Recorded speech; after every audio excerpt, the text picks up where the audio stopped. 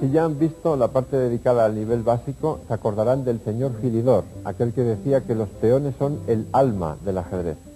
Pues bien, Philidor, además de ser el mejor jugador de su época, era también un excelente músico. En la música y en el ajedrez, el concepto de armonía es muy importante. Si hablamos de peones, la estructura de peones, la armonía entre ellos, muchas veces es el factor que define un tipo de posición. Pero antes de profundizar en esa idea, conviene saber lo más importante en cuanto a estrategia de peones. Cada vez que avanzamos un peón, sea una casilla o sean dos, en el caso de que partamos de la segunda fila, estamos debilitando las casillas adyacentes, es decir, la casilla F4 y la casilla D4 en este caso, ahora son mucho más débiles que cuando el peón estaba aquí, porque cuando el peón está ya en E4, ya no hay ninguno que pueda defender desde E3 las casillas F4 y D4. Por otra parte, es imposible ganar una partida sin avanzar los peones. ¿Cómo resolver esa contradicción? Solo hay una manera, pensarlo bien antes de avanzar un peón, porque es la única pieza que no puede retroceder. Entre los diferentes tipos de peones hay uno muy característico, que es el peón aislado, aquel que no tiene ningún compañero en las columnas vecinas.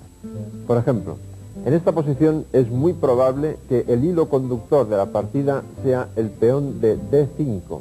Está aislado de sus compañeros de la columna E y la columna C, que ya han desaparecido. Es decir, no puede ser defendido por otro peón, tiene que ser defendido por piezas. En principio, eso es una debilidad para las negras. Las blancas van a intentar concentrar casi todas sus fuerzas en comerse ese peón y las negras en defenderlo.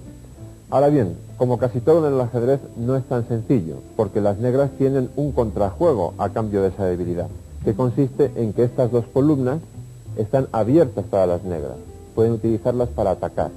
A su vez, las blancas tienen una ventaja importante. Esta casilla no puede ser protegida o atacada por ningún peón negro, por lo tanto es un emplazamiento ideal para una pieza blanca, preferentemente un caballo o un alfil. En resumen, un peón aislado es una cuestión de doble filo. Las estructuras de peones pueden ser buenas o malas por sí mismas, pero esa bondad o maldad también depende de la situación de las otras piezas.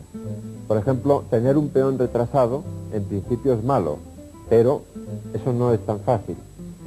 Aquí tenemos un buen ejemplo. El peón de D6 negro está retrasado. Su compañero de la columna C ha desaparecido y el de la columna E está más avanzado.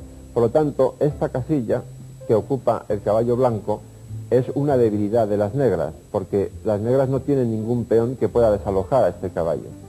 ¿Quiere eso decir que las negras tienen muchos problemas, que su posición está perdida? No, en absoluto, porque vamos a ver la situación desde un punto de vista más positivo para las negras. Tienen contrajuego por la columna C, que está semiabierta, tienen dos alfiles, que si se abre la posición pueden llegar a ser muy potentes, y además disponen de un plan para poder abrir la posición, que sería empezar con G6, esconder el alfil en G7 e intentar minar entonces el centro blanco con la ruptura F5. Por lo tanto, aquí aún habría mucha partida.